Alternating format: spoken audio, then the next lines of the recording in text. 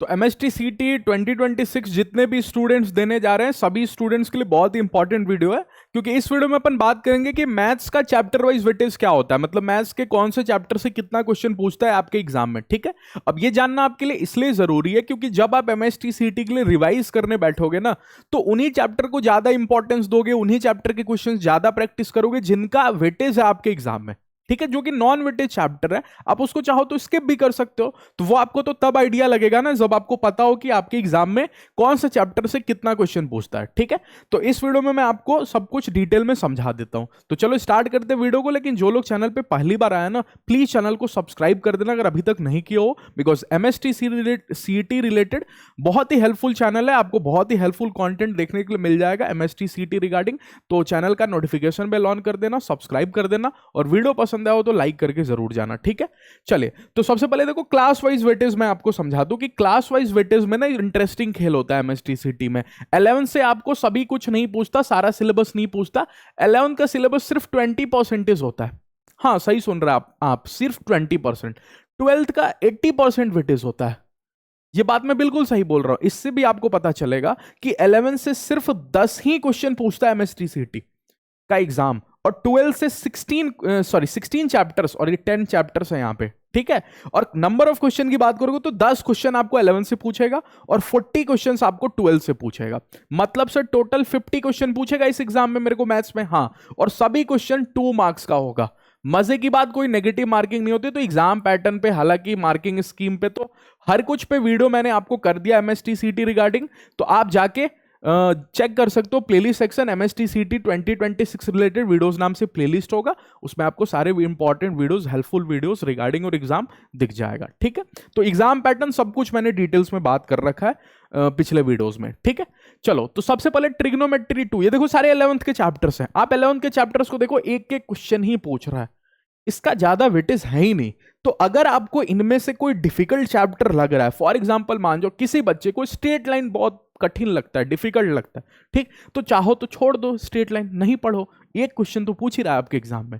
लेकिन हाँ सुनो, मैथ्स में अगर आपने कोई चैप्टर जैसे छोड़ दिया, जैसे कॉम्प्लेक्स नंबर छोड़ दिया आपने, लेकिन मान जाओ कॉम्प्लेक्स नंबर का, या मान जाओ कि फंक्शन आपने छोड़ दिया, नहीं पढ़ा, तो फंक्शन और दूसरे चैप्टर का जिसका आपके एग्जाम में इंपॉर्टेंस है मिक्स करके क्वेश्चन पूछ दिया तो इसीलिए मैं बोलता हूं कॉम्पिटेटिव एग्जाम में कोई चैप्टर छोड़ना नहीं, आपको पढ़ना सब कुछ है। लेकिन हाँ, जब मैं सर रिवाइज करने बैठूंगा तो स्ट्रेट लाइन को रिवाइज नहीं करूंगा, स्ट्रेट लाइन के क्वेश्चंस की प्रैक्टिस नहीं करूंगा। ठीक, ये होना चाहिए आपका टारगेट। ये नहीं कि पढ़ूंगा ही नहीं, हाँ अगर टाइम नहीं है तो वो अलग बात है, लेकिन अगर आपके पास प्रॉपर टाइम है तो भैया पढ़ो सब कुछ, सारे के क्लासेस देखो, मतलब सारे के कॉन्सेप्ट, सारे चैप्टर्स के कॉन्सेप्ट आपको एटलीस्ट पता होना चाहिए। कुछ भी छोड़ के जाओगे तो उसमें आपका लॉस हो सकता है, क्योंकि आजकल का जो ट्रेंड है मिक्स्ड कॉन्सेप्ट बेस्ड क्वेश्चन ज्यादा देखने को मिल रहा है आपके एग्जाम में। ठीक है, और ऑब्वियस बात है, आपने जेईई मेंस का भी प्रिपरेशन किया होगा तो पढ़ा ही होगा सब कुछ। सर्कल डिफिकल्ट लगता है तो छोड़ दो, कोनिक सेक्शन लगता है तो छोड़ दो, प्रोबेबिलिटी मुझे नहीं लगता बच्चों को डिफिकल्ट लगता है तो पढ़ लेना, कॉम्प्लेक्स नंबर बच्चों को थोड़ा परेशान करता है तो छोड़ सकते हो, पीएनसी आसान लगता है कुछ बच्चों को, तो ये आपके ऊपर मैं छोड़ रहा हूं, इस पे मैं किसी पे स्टार नहीं लगा रहा हूं, इसलिए क्योंकि एक एक क्वेश्चन ही आपके एग्जाम में पूछ रहा है और वेटेज है 50 क्वेश्चन का। तो इसीलिए इन चैप्टर्स पे फोकस करने से अच्छा आप उन चैप्टर्स पे फोकस करो जिसका वेटेज आपके एग्जाम में जाता है। तो इनमें से अगर कुछ आसान लगता है आपको, इजी लगता है, आपका कोई स्ट्रांग चैप्टर है, तो उसको आप प्रैक्टिस कर सकते हो, नहीं तो आप स्किप भी कर सकते हो। ठीक है, चलिए नेक्स्ट बात करें लिमिट कॉन्टिन्यूटी। बहुत आसान लगता है कि सभी स्टूडेंट्स के लिए इजी चैप्टर है तो नहीं स्किप करना। मैट्रिसेस, अब इनमें से मैं कुछ नहीं बोलूंगा आपको छोड़ने के लिए। ट्रिग्नोमेट्री फंक्शन छोड़ोगे क्या? 4 क्वेश्चन पूछ रहा है आपके एग्जाम में। ठीक, pair of straight line 2 question, तो स्ट्रेट लाइन भले आप स्किप कर देना, लेकिन अब सुनो, स्ट्रेट लाइन आपने स्किप कर दिया, उसका कॉन्सेप्ट पता ही नहीं, तो पेयर ऑफ स्ट्रेट लाइन कैसे सीख पाओगे? दोनों तो मिक्स है, तो इसलिए बोल रहा हूं स्ट्रेट लाइन के क्वेश्चन आप प्रैक्टिस नहीं करना। हाँ, लोकस बेस्ड क्वेश्चन आप कर रहे हो मान जाओ, या फिर डिस्टेंस फॉर्मूला बेस्ड आप क्वेश्चन प्रैक्टिस कर रहे हो, तो वो आप अपना टाइम वेस्ट करोगे MSTCT के अगर ऊपर फोकस कर रहे हो तो। ठीक है, पेयर ऑफ स्ट्रेट लाइन के क्वेश्चन प्रैक्टिस करो, 2 क्वेश्चन पूछ रहा है आपके एग्जाम में, अच्छा वेटेज है इसका। ठीक, वेक्टर का वेटेज देखो 4 से 5 क्वेश्चन, इसके ऊपर टाइम दो, इसके क्वेश्चन प्रैक्टिस करो। ठीक है, 3 डायमेंशन, इसके क्वेश्चन प्रैक्टिस करो, 3 से 4 क्वेश्चन पूछ रहा है, वेटेज अच्छा है। लीनियर प्रोग्रामिंग जैसे चैप्टर से 1 से मैक्सिमम कभी कभी 2 क्वेश्चन भी पूछ दे रहा है, तो ये चैप्टर्स को ध्यान में रखो। ठीक है, अच्छा नेक्स्ट डिफरेंशिएशन, आसान चैप्टर होता है, ज्यादा मुश्किल नहीं होता और क्वेश्चन भी ज्यादा आपको मुश्किल नहीं पूछता, तो इसको नहीं छोड़ना। 3 क्वेश्चन भी पूछ रहा है आपके एग्जाम में।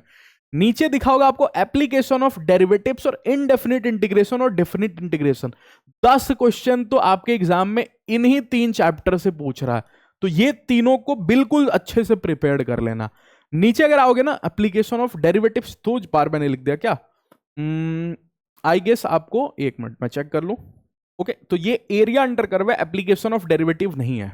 Okay, area under curve chapter है, एक्चुअली में एप्लीकेशन ऑफ डेफिनिट इंटीग्रेशन होना चाहिए यहां पे, क्योंकि एरिया अंडर कर्व जो होता है ना डेफिनिट इंटीग्रेशन के बेस्ड पे ही होता है। या फिर आप डिफरेंशियल इक्वेशन की भी बात करो तो दोनों चैप्टर तो इंटीग्रेशन के बेस्ड पे होते हैं। तो यहां से भी एक क्वेश्चन और यहां से 3 क्वेश्चन देखने को मिल रहा है। तो पूरा कैलकुलस बहुत इंपॉर्टेंट है। एमएसटीसीटी एग्जाम में कैलकुलस का सबसे इंपॉर्टेंट रोल है। हाफ ऑफ द क्वेश्चन सिर्फ आपको कैलकुलस से देखने के लिए मिल रहा है। आप यहां से देखो 10 क्वेश्चन, ये भी कैलकुलस में ही आता है, तो और ये भी कैलकुलस में आता है, तो 3 क्वेश्चन यहां से 13, और यहां से देखो 3 16, और यहां से अभी 16 to 20 क्वेश्चन, और भी पीछे कैलकुलस का कुछ पार्ट था, कुछ चैप्टर्स हैं जो कैलकुलस में आते हैं। ठीक है, तो अच्छा खासा वेटेज है आपको, तो इसको नहीं स्किप करना। प्रोबेबिलिटी डिस्ट्रीब्यूशन, ओके, और बाइनोमियल थ्योरम, ये एक क्वेश्चन आपको यहां से पूछ रहा है। ओके, नेक्स्ट बात करें अब 5 इजी इंपॉर्टेंट चैप्टर्स, जैसा कि मैं सभी सब्जेक्ट्स में आपको गाइड कर रहा हूं। तो अगर मैथ्स की बात करोगे ना, तो मैट्रिक्स डिटर्मिनेंट नहीं स्किप करना, 2 क्वेश्चन पूछ रहा है आपका वेटेज, आपको मैंने वेटेज दिखाया, और इजी चैप्टर भी होता है। ठीक है, इसके अलावा देखो ये सबको मैंने एक बॉक्स में रखा है, ये पूरा कैलकुलस आता है, integration, application of derivatives, differential equation. आप इसमें डिफरेंशिएशन भी ऐड कर सकते हो, बिकॉज ये भी कैलकुलस में ही आता है, और यहां से भी आपको अच्छा खासा क्वेश्चन देखने के लिए मिल रहा है। तो ये सब मैंने एक बकेट में रखा हुआ है कि सभी को आप अच्छे से प्रिपरेशन कर लेना। ठीक है, लिमिट एंड कॉन्टिन्यूटी आसान चैप्टर होता है। वेक्टर 3D इजी तो नहीं होता, लेकिन इंपॉर्टेंट बहुत है एमएसटीसीटी में, क्योंकि इसका वेटेज बहुत ज्यादा है। 3 to 4 क्वेश्चन वेक्टर से पूछ रहा है, और 3D डायमेंशन से भी आप देखो तो 2 to 3 क्वेश्चन पूछ रहा है। तो 5-6 क्वेश्चन तो आपको यहीं से देखने को मिल जाएगा। इसीलिए मैंने इजी इंपॉर्टेंट में इसको रख दिया, क्योंकि हालांकि इजी नहीं है लेकिन इंपॉर्टेंट बहुत है। ठीक है, तो ये चैप्टर्स हैं जिनको अगर आपका मैथ्स वीक भी है ना, मैथ्स आपको समझ में नहीं आता, तो एटलीस्ट ये चैप्टर्स जरूर पढ़ लेना, फिर भी आपको ठीक ठाक नंबर आ जाएगा एमएसटीसीटी एग्जाम में। ठीक है, तो आई होप आपको वीडियो अच्छे से समझ में आ गया होगा सब कुछ, और देन आफ्टर मैथ्स में कौन से चैप्टर को कितना इंपॉर्टेंस देना है, सब कुछ आपको क्लियर हो गया होगा। ठीक है, तो मिलते हैं नेक्स्ट वीडियो में। ऐसे ही आपको रेगुलर हेल्पफुल कंटेंट इस चैनल पे आते रहेगा रिगार्डिंग और एमएसटीसीटी एग्जाम, तो चैनल को सब्सक्राइब करके नोटिफिकेशन बेल जरूर ऑन कर देना। ओके, और कोई भी डाउट हो तो आप कमेंट सेक्शन में पूछ सकते हो मेरे से। ओके, एक इंपॉर्टेंट बात कि एमएसटीसीटी एग्जाम से 1 मंथ पहले मैं आपको पीवाईक्यू सभी चैप्टर्स का करा दूंगा, तो उसके लिए आप चैनल पे बने रहोगे तो सब कुछ वीडियोस आपको दिख जाएगा। ठीक है, चलिए थैंक यू, मिलते हैं नेक्स्ट वीडियो में।